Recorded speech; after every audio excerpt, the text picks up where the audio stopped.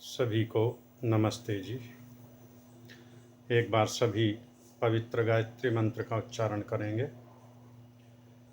ओम भूर्भुवः स्वः तत्सवितुर्वरेण्यं भर्गो देवस्य धीमहि धियो यो नः प्रचोदयात्। ओम।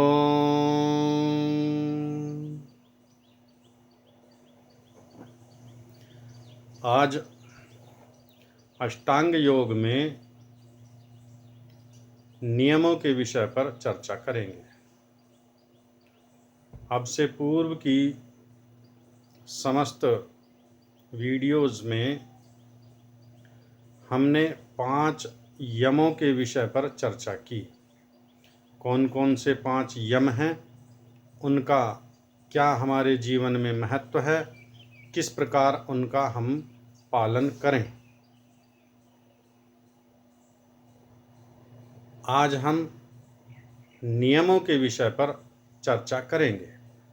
इन नियमों का हमारे जीवन में क्या महत्व है, ये नियम किस प्रकार हमारे लिए लाभकारी हैं और किस प्रकार हम इनका अपने जीवन में प्रयोग कर सकते हैं।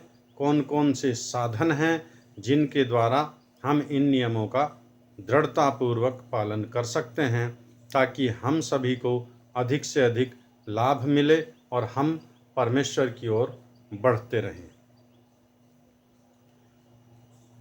ये 5 नियम हैं। ये पांचों नियम हमारे आंतरिक शक्ति को मजबूत करते हैं, सुदृढ़ करते हैं। यम हमें बाहर से सुरक्षा प्रदान करते हैं और ये नियम हमें आंतरिक सुरक्षा प्रदान करते हैं, सुदृढ़ता प्रदान करते हैं। तो सर्वप्रथम हम ये जानेंगे कि ये नियम कौन कौन से हैं, कितने हैं। नियम भी 5 हैं। प्रथम शौच, दूसरा संतोष, तीसरा तप, चौथा स्वाध्याय और पांचवा ईश्वर प्रणिधान। ये 5 नियम हैं। आज हम सर्वप्रथम शौच के विषय पर चर्चा करेंगे। यह शौच क्या है? शौच का अर्थ है शुद्धि, स्वच्छता, निर्मलता, पवित्रता। यह शुद्धि भी 2 प्रकार की है, एक बाह्य शुद्धि और दूसरी अभ्यंतर शुद्धि। एक बाहर की शुद्धि, एक अपने अंदर की शुद्धि। जो बाहर की शुद्धि है उसमें हम अपने शरीर का शुद्धिकरण करते हैं, जल से स्नान करते हैं, वस्त्रों को हम जल से धोते हैं, अपना जो स्थान है हमारे रहने का, सोने का, भोजन करने का, उपासना करने का, कार्य करने का, इन सब स्थलों का हम शुद्धिकरण रखते हैं। जिस प्रकार घरों में हम अपना प्रतिदिन साफ सफाई करते हैं, झाड़ू पोंछा करते हैं, शरीर को हम जल से, साबुन से धोकर स्वच्छ करते हैं, वस्त्रों को जल आदि से, साबुन आदि से धोकर हम साफ करते हैं। जहाँ हम रहते हैं, बैठ कर के हम कार्य करते हैं, जहाँ बैठकर हम उपासना करते हैं, जहाँ बैठकर हम भोजन करते हैं, ये सारे स्थान भी हमारे स्वच्छ होने चाहिए, पवित्र होने चाहिए, निर्मल होने चाहिए, शुद्ध होने चाहिए। इन सब का शुद्धिकरण जिस जिस प्रकार से हम करते हैं, यह सब बाह्य शौच अथवा बाह्य शुद्धिकरण कहलाता है। बाह्य शुद्धिकरण को हम और थोड़ा विस्तृत रूप में लें तो हमारे भोजन की शुद्धता, अर्थात हम भोजन में क्या खा रहे हैं, कैसा भोजन खा रहे हैं, हम अष्टांग योग का पालन कर रहे हैं, हम अष्टांग योग के विषय पर विचार कर रहे हैं, और यह अष्टांग योग का ही एक मार्ग है जो हमें परम पिता परमात्मा की ओर ले जाता है, हमें ईश्वर की ओर ले जाता है। इस प्रत्येक चरण में, इसके प्रत्येक सोपान में हमें बड़ी सावधानी पूर्वक व्यवहार करना है। एक एक वस्तु को हमें सावधानी पूर्वक समझना है। तो ये शुद्धिकरण है हमारा, ये बहुत महत्वपूर्ण है। बाह्य शुद्धिकरण भी हमारा अत्यधिक महत्वपूर्ण है। शरीर को जल आदि से हमने स्वच्छ कर लिया तो शरीर हमारा शुद्ध हो जाता है, मन भी उससे पवित्र निर्मल हो जाता है, मन में भी शांति प्रतीत होती है। वस्त्रों का शुद्धिकरण किया तो उससे भी हमारा मानसिक संतुलन स्थित रहने में, सुदृढ़ रहने में, उससे हमें लाभ मिलता है। जहाँ बैठकर हम उपासना कर रहे हैं वह स्थान भी शुद्ध हो, पवित्र हो, किसी प्रकार की दुर्गंध ना हो, वहाँ पर शोर ना हो, कोलाहल ना हो, किसी प्रकार का अपशब्द वहाँ कानों में ना पड़ रहा हो। पवित्र स्थल, इसलिए इसको हमको बनाए रखना है। वहाँ बैठकर हम ईश्वर की उपासना कर सकते हैं, संध्या कर सकते हैं, यज्ञ आदि करते हैं, तो उससे हमारा मन निर्मल पवित्र बनता है। स्थान की शुद्धिकरण से तात्पर्य केवल यही नहीं कि जहाँ मैं बैठा हूँ, मेरे पूरे मकान का, मेरे पूरे भवन का, मेरे आसपास का, भवन के आसपास का, बाहर भी सड़क खरंजा मार्ग जो है, जो नालियाँ हैं मेरे घर के बाहर, उनको भी मैं स्वच्छ रखूं। जैसा मैं अपने घर के बाहर स्वच्छ रखूं ऐसा दूसरा अपने घर के बाहर स्वच्छ रखे, तो समस्त हमारा वायुमंडल शुद्ध होगा। भोजन में हम सात्विक भोजन लें, ताजे फल लें, भोजन लें, दूध लें, अन्न लें, मिष्ठान लें, इस प्रकार का भोजन हम लें तो उससे हम सात्विक विचार बने रहेंगे। यदि भोजन में हम दुर्गंध युक्त भोजन, बासी भोजन, सड़ा गला भोजन, अंडे, मांस, मछली आदि का सेवन करते हैं तो यह हमारे लिए हानिकारक है। यह हमारी विचार शक्ति को दूषित करता है, यह हमारी बुद्धि को मलिन करता है, यह हमारे चित्त को मलिन करता है। इसलिए भोजन में भी हमको विशेष सावधानी रखनी चाहिए। यह हमारा भोजन के विषय में शुद्धिकरण हुआ। अब जो हम अपना व्यापार करते हैं, व्यवसाय करते हैं, कार्य करते हैं, उसमें भी हमको शुद्धि बनाए रखनी है। छात्र हैं तो उनको अपने स्वाध्याय में, अध्ययन में, विद्या प्राप्ति में भी शुद्धता, पवित्रता बनाए रखनी है। जो वेदानुकूल सत्य शास्त्रों के सिद्धांत हैं, जो आचार्यों के द्वारा पढ़ाया हुआ पाठ है, जो गुरुजनों के द्वारा दी गई शिक्षा है, उसको पवित्र मन से होकर आत्मसात करें, उसमें आप शुद्धता बनाए रखें। यदि कृषि कार्य हम करते हैं उसमें भी हम शुद्धता बनाए रखें, उसमें भी हम पवित्रता बनाए रखें। कृषि कार्य में हम अपने खेतों में ऐसी कोई फसल का उत्पादन ना करें जो परिवार के लिए अहितकर हो, जो समाज राष्ट्र के लिए अहितकर हो। उन्नत फसल उगाएं, अच्छी फसल उगाएं, जिससे समाज राष्ट्र का विकास हो, सबका बल बुद्धि विद्या बढ़ती रहे। ऐसे अन्न अनाज हम अपने खेतों में पैदा करें। अनाज के भंडारण की समुचित व्यवस्था करें, उसको दूषित होने से बचाएं। धनोपार्जन में जितने भी हम कार्य करते हैं, कृषि के द्वारा, व्यापार के द्वारा, नौकरी के द्वारा, अन्य व्यवसायों के द्वारा, तो उसमें भी धन के उपार्जन में भी हम शुद्धता, पवित्रता बनाए रखें। किसी प्रकार का ऐसा धन हम प्राप्त ना करें जो किसी से बलपूर्वक, छलपूर्वक, धोखा देकर प्राप्त किया गया हो, अन्यायपूर्वक प्राप्त किया गया हो। धर्माचरण के द्वारा, न्यायाचरण के द्वारा जो धन की प्राप्ति होती है वही धन का शुद्धिकरण है, वही धन पवित्र होता है, वही हमें सुपथ मार्ग पर ले जाने वाला होता है। तो ये बाह्य सुरक्षा की सारे उपाय हैं जिनका हमको पालन करना चाहिए। जो हमको अपनाने चाहिए। अब आंतरिक शुद्धि की चर्चा करते हैं। तो महाराज मनु ने मनुस्मृति में एक बड़ा सुंदर श्लोक लिखा है, जो बाह्य शुद्धि का और अभ्यंतर शुद्धि का हमारा मार्गदर्शन करता है कि दोनों प्रकार की शुद्धि हम किस प्रकार करें। महाराज मनु लिखते हैं, अद्भिर्गात्राणि शुद्ध्यन्ति मनः सत्येन शुद्ध्यति विद्या तपोभ्याम भूतात्मा बुद्धिर्जानेन शुद्ध्यति। बाह्य शुद्धि की हमने चर्चा कर ली। महाराज मनु भी उसी को कहते हैं कि इस शरीर का शुद्धिकरण हम जल के द्वारा कर लेते हैं। सो हम शरीर का, वस्त्रों का, स्थान का, भोजन का, धन का, विद्याध्ययन का, परस्पर व्यापार व्यवहार का, इस सब का हमने विचार किया शुद्धिकरण किस प्रकार हम करेंगे। अब अभ्यंतर शुद्धिकरण की चर्चा करते हैं। तो सर्वप्रथम मन के विषय में हम चर्चा करते हैं। इस मन के द्वारा ही हम समस्त कार्य करते हैं, समस्त व्यापार करते हैं।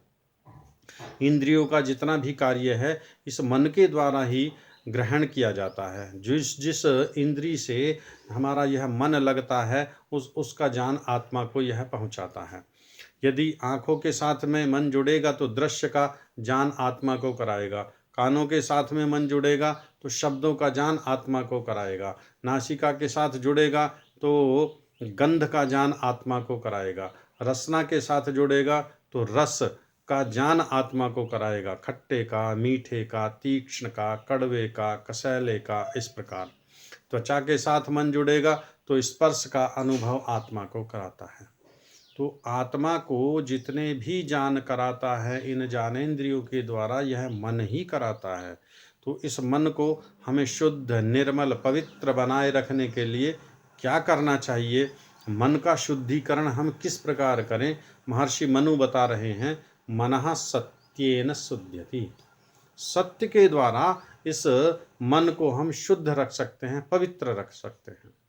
तो जितना जितना हम अपने व्यवहार में, वाणी में जितना जितना हम सत्य का अनुकरण करेंगे, सत्य का पालन करेंगे, उससे हमारा मन शुद्ध होगा, पवित्र होगा, निर्मल होगा। और उपनिषद हमारा मार्गदर्शन करता है, नहीं सत्यात परो धर्मो नानृतात पातकम परम। यह सबसे बड़ा सत्य भी है। अर्थात मन के द्वारा जब हम सत्य का ग्रहण करेंगे, सत्य का ही हम आचरण करेंगे, सत्य का ही हम व्यवहार करेंगे, सत्य ही हम बोलेंगे, सत्य ही हम देखेंगे, सत्य ही हम सुनेंगे, सत्य का ही हम पूरा व्यवहार करेंगे, तो मन हमारा पवित्र होगा, निर्मल होगा, शुद्ध होगा। इसलिए यह हमारा सबसे बड़ा धर्माचरण भी है। जितना जितना हम सत्य का आचरण करते हैं तो हम ईश्वर की आज्ञा का पालन भी करते हैं, उसकी कृपा पात्र भी हम बनते हैं, उसकी दया के पात्र भी हम बनते हैं, वह हमारा फिर मार्गदर्शन भी करता है। तो इसलिए अपने मन को शुद्ध रखने के लिए, पवित्र रखने के लिए सत्य का हम सबको अनुकरण करना चाहिए। अपने जीवन में, व्यवहार में, भाषा में, व्यापार में, पठन पाठन में सत्य का ही हमें अनुकरण करना चाहिए, सत्य पर ही हमें विशेष बल देना चाहिए। दूसरा, आत्मा का शुद्धिकरण हम किस प्रकार से करते हैं।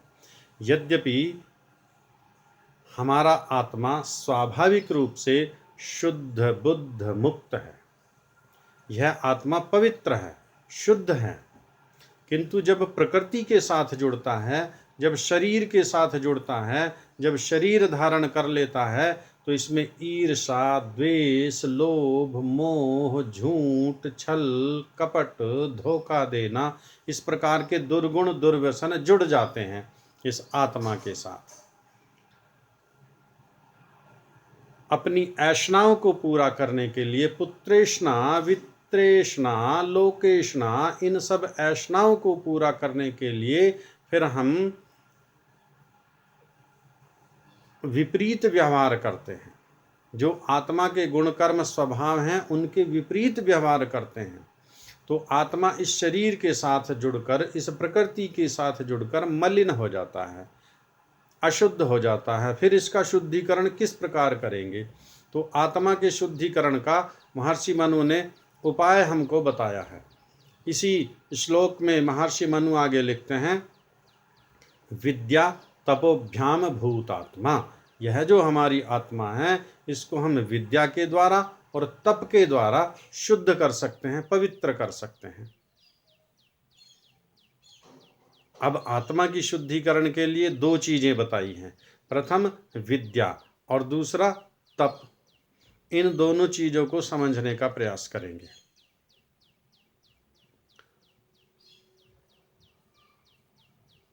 यद्यपि हम प्रथम नियम शौच के विषय में विचार कर रहे हैं, दूसरा नियम संतोष और तीसरा तप। तो विद्या के लिए जो तप किया जाता है, शुद्धिकरण आत्मा का जो हम करते हैं, वो विद्या और तप के द्वारा। तो तप की तीसरे नियम में विस्तृत चर्चा होगी, संक्षेप में यहाँ पर उसकी चर्चा करेंगे। सर्वप्रथम विद्या के विषय में चर्चा करेंगे। विद्या किसे कहते हैं? तो शास्त्र कहता है सा विद्या या विमुक्तये। विद्या वह जो हमें मुक्ति का मार्ग दिखलाती है। और यथार्थ जानम विद्या, जो हमें यथार्थ जान कराती है। जो वस्तु जैसी है उसको वैसी जानना, उसको वैसा मानना, यह विद्या है। इस विद्या का जितना जितना हम ग्रहण करेंगे, इस विद्या को जितना जितना हम आत्मसात करेंगे, तो हमारा आत्मा पवित्र होगा। विद्या के 4 चरण महर्षि दयानंद सरस्वती जी ने सत्यार्थ प्रकाश में उद्धृत किए हैं। प्रथम विद्या का भाग बताते हैं, जो अपवित्र को अपवित्र समझना और पवित्र को पवित्र समझना। दूसरा, सुख में सुख और दुख में दुख की अनुभूति करना, अर्थात सुख को सुख मानना, दुख को दुख मानना। अनित्य को अनित्य मानना, नित्य को नित्य मानना। और अनात्मा को अनात्मा मानना और आत्मा को आत्मा मानना। इन 4 प्रकार से विद्या हम प्राप्त कर सकते हैं। इस विद्या को हम ग्रहण कर सकते हैं। जो वस्तु अशुद्ध है, अपवित्र है, उसको हम अशुद्ध अपवित्र ही जाने। जो चीज़ शुद्ध है, पवित्र है, हमारा आत्मा पवित्र है, शुद्ध बुद्ध मुक्त है। यह शरीर अपवित्र है। इस शरीर में इतना दुर्गंध, इतना मल भरा पड़ा है, लेकिन हम अपनी अविद्या के कारण, अज्ञानता के कारण इस शरीर को ही आत्मा मान बैठते हैं। इस शरीर के ही सौंदर्यकरण पे, इस शरीर के ही हम रख रखाव पर अपनी पूरी ऊर्जा, पूरा समय, पूरा ध्यान यहीं पर लगाए रखते हैं। जबकि इसके यदि हम गूढ़ता से इसका निरीक्षण करते हैं, गहराई से हम इस पर विचार करते हैं, इसके प्रत्येक रोम रोम से अशुद्धि निकलती रहती है, दुर्गंध निकलती रहती है। आँखों से मल निकलता है, नासिका से मल निकलता है, मुंह से मल निकलता है, कानों से मल निकलता है, उपस्थ गुदा से मल निकलता है, रोम रोम से पसीना निकलता है। इसके अंदर अशुद्धियाँ भरी पड़ी है, मलिनता भरी पड़ी है, तभी तो इसके अंदर से यह मलिनता निकलती है। इसकी अपवित्रता को हम समझें तो शरीर से अलग हम एक चेतन आत्मा हैं, इस तथ्य को हम स्वीकार करें, इस सत्य को हम जानें, और वह आत्मा हमारा पवित्र है, उसको हम पवित्र बनाए रखें। विद्या का जितना जितना हम आत्मसात करें, विद्या जितनी हम ग्रहण करें, उससे हमारी आत्मा की पवित्रता बढ़ेगी, शुद्धता बढ़ेगी। विद्या जब हम जानेंगे, अर्थात यथार्थ ज्ञान को जब हम जानेंगे, यह शरीर अनित्य है, सदा नहीं रहने वाला है, आत्मा सदा रहने वाला है। तो जो अनित्य है उसको हम अनित्य समझें, जो नित्य है उसको हम नित्य जानें, जो अपवित्र है उसको हम अपवित्र जानें, जो पवित्र है उसको पवित्र जानें। सुख में सुख और दुख में दुख की अनुभूति हम जानें। भौतिक प्राकृतिक पदार्थों से जो हम सुख लेते हैं, यह सुख वास्तविक सुख नहीं है। वास्तविक सुख तो परमेश्वर का सुख है, वास्तविक सुख तो ईश्वर का सुख है। उसी सुख की प्राप्ति के लिए हम समाधि की ओर बढ़ रहे हैं, उसी सुख की प्राप्ति के लिए हम अष्टांग योग का अनुकरण अनुसरण कर रहे हैं, उसी आनंद की प्राप्ति के लिए हम अष्टांग योग के एक एक चरण पर विचार कर रहे हैं, उसी सुख को हम प्राप्त करना चाहते हैं। तो इस विद्या के द्वारा हम इस आत्मा की पवित्रता कर सकते हैं। अब तप,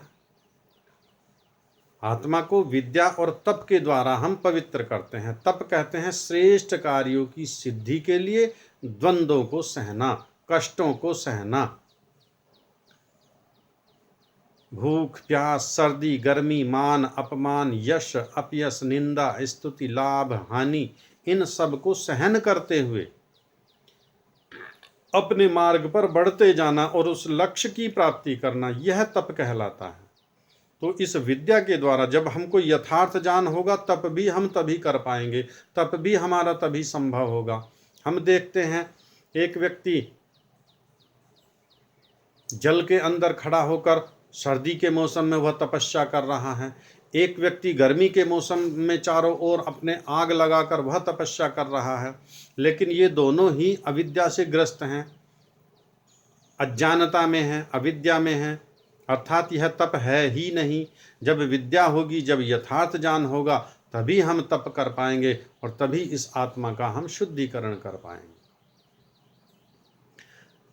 तीसरा चरण बुद्धि का है, जो महर्षि मनु बताते हैं कि बुद्धि को हम ज्ञान के द्वारा शुद्ध कर सकते हैं। यदि बुद्धि में हमारा शुद्ध शुद्ध ज्ञान है तो हमारा कर्म शुद्ध शुद्ध होगा। यदि हमारी बुद्धि में अज्ञान है, विपरीत ज्ञान है, अविद्या है, तो हमारा कर्म उससे प्रभावित होगा, फिर हमारा कर्म भी पवित्र नहीं होगा, फिर कर्म भी शुद्ध नहीं होगा। शुद्ध कर्म करने के लिए शुद्ध ज्ञान आवश्यक है और शुद्ध ज्ञान विद्या से ही प्राप्त किया जा सकता है, अर्थात यथार्थ ज्ञान विद्या से प्राप्त किया जाता है। विद्या के प्रकाश में जो वस्तु जैसी है उसको वैसी हम जानेंगे, वैसा हम मानेंगे, वैसा उससे हम लाभ लेंगे। तो यदि विद्या हमारे पास है, शास्त्रीय ज्ञान हमारे पास में है, हमने अपने महापुरुषों के बताए मार्ग का अनुकरण अनुसरण किया है, उनके द्वारा दी हुई विद्याओं को, सिद्धांतों को हमने आत्मसात किया है, वेद और वेदानुकूल शास्त्रों का हमने अध्ययन किया है, वहीं से हमको विद्या की प्राप्ति होती है। इस विद्या के बल पर ही हम तप का मार्ग अपनाते हैं। इस विद्या के बल से ही हम यथार्थ तप कर सकते हैं। जब हमारे पास यथार्थ ज्ञान होगा, यथार्थ तप भी तभी संभव है। यदि यथार्थ ज्ञान नहीं है तो यथार्थ तप नहीं कर सकते हैं। और जब हमारा ज्ञान शुद्ध हो जाता है तो इससे हमारी बुद्धि पवित्र हो जाती है, निर्मल हो जाती है, स्वच्छ हो जाती है। फिर इस बुद्धि से हमारा जो कर्म बनता है, जो जो हम कर्म करते हैं, वह बुद्धि हमारा मार्गदर्शन करती है। फिर हमारा कर्म पवित्र होता है, शुद्ध होता है और हम अपनी समाधि की ओर बढ़ जाते हैं, फिर हम ईश्वर की ओर बढ़ जाते हैं, फिर उसके आनंद प्राप्ति की ओर हम बढ़ जाते हैं। तो ये शुद्धिकरण हमारे जीवन में अति महत्वपूर्ण है। प्रथम नियम शुद्धिकरण के विषय में, बाह्य शुद्धि और अभ्यंतर शुद्धि, इसको हमने जाना। इस शुद्धि का हम अपने जीवन में अधिक से अधिक इसका हम प्रयोग करें और इस शुद्धिकरण के विषय में हम दूसरों को बताएं, उनको हम समझाएं कि ये शुद्धिकरण किस प्रकार किया जा सकता है, ये स्वच्छता क्या है। एक व्यक्ति स्नान आदि करके, तिलक आदि लगा करके, स्वच्छ वस्त्र पहन करके तो शुद्ध रहता है, लेकिन उसका आत्मा अशुद्ध है, अपवित्र है। वह दूसरों के साथ हर समय छल करता रहता है, कपट करता रहता है, झूठ बोलता रहता है, बड़े बड़े घोटाले करता रहता है। तो अर्थात आभ्यंतर अशुद्धि भरी पड़ी है, अंदर से वह पवित्र नहीं है, शुद्ध नहीं है, इसलिए उसका कार्य शुद्ध नहीं है, उसकी आत्मा शुद्ध नहीं, उसका मन शुद्ध नहीं, उसकी बुद्धि शुद्ध नहीं, तो उसका कार्य भी शुद्ध नहीं हो सकता। इसलिए इस शुद्धिकरण का हम विशेष ध्यान रखें। दोनों प्रकार की शुद्धि अनिवार्य है, बाह्य शुद्धि भी और अभ्यंतर शुद्धि भी। आप इस वीडियो को अपने मित्रों को, अपने संबंधियों को, अपने आर्य बंधुओं को अधिक से अधिक प्रचारित करते रहिए, प्रसारित करते रहिए, ताकि उनको इस विद्या का लाभ मिल सके और आप भी इस पुण्य के भागी बन सके। इसलिए आप इस वीडियो को अपने मित्रगणों में, अपने संबंधियों में, अपने आर्य बंधुओं में, अपने इष्ट मित्रों को भेजते रहिए और उनको बताते रहिए। और इस चैनल को आप सब्सक्राइब कर सकते हैं ताकि आने वाली वीडियो से आपका परिचय हो सके, आपको उनकी जानकारी मिल सके। आप सभी का बहुत बहुत धन्यवाद। सभी को नमस्ते जी।